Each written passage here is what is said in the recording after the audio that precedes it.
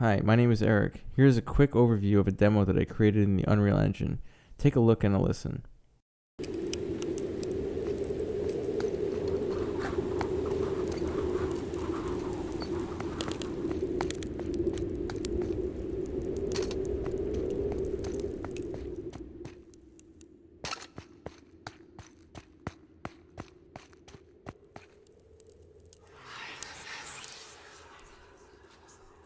To start, I created a dynamic footstep system with two different types of footsteps, running and walking, that fade in and out depending on the player's speed. I then used the player animation blueprint to line up the spots in the animation where the footstep sound should happen. I used add notify to create an event. Opening the animation blueprint, I defined the footstep event to spawn sound at location based on the player character's location. The spawn sound at location function is set to play the walking sound cue, returning an audio component which I can use eventually to set the volume multiplier to increase or decrease the volume. I track the player's speed and use running and walking curves to define volume as a function of speed.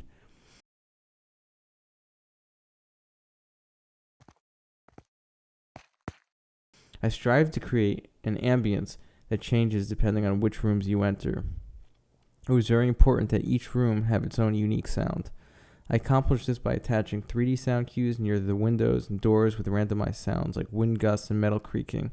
A slightly more interesting feature is my use of the Unreal low-pass filter, which I set in real time to remove high frequencies when moving away from the wind and rain. So when the player runs down the stairs, the high frequencies are cut. When the player runs into another room, those frequencies are cut and then of course brought back when the player returns.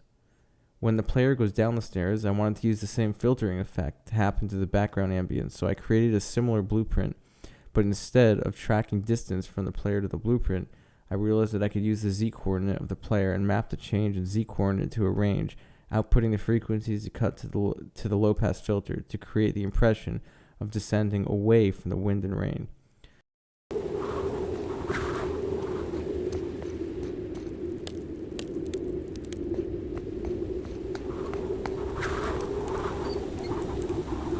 I used an audio volume to add a reverb to the player character, things like footsteps, jumping, body movement, to give an accurate representation of moving around in an underground passage. I next want to look at a basic occlusion system that I created to slowly fade out the exterior wind and rain sounds as the player moves further into the underground passageway. I made a blueprint, BP area fade, containing two box collisions, fade in and fade out. The logic of this is similar to my blueprint for the above room. I created single boolean is sound playing to track if the ambient wind rain sounds are currently playing. Depending on the value of that boolean, I hooked up a timeline to control the speed of the fade in and fade out. I used the adjust volume function to get values from the timeline in the y-axis as they correspond to time in the x-axis. Like before, I created a variable of type BP ambient bass and retrieved the attached audio component in order to manipulate the volumes. The final feature that I want to look at is the random location sounds blueprint. What I've done here is create a defined area that the player character can enter, and upon entrance spawn sounds at a random location based on the player's location. If you look at the actor in the world, you will see randomized min and max distance setting to control how far away the sounds can be spawned, as well as randomized min and max controlling how often the sounds are spawned. Both these minimum and maxes are exposed publicly, allowing easy blueprint access for a sound designer looking at the blueprint.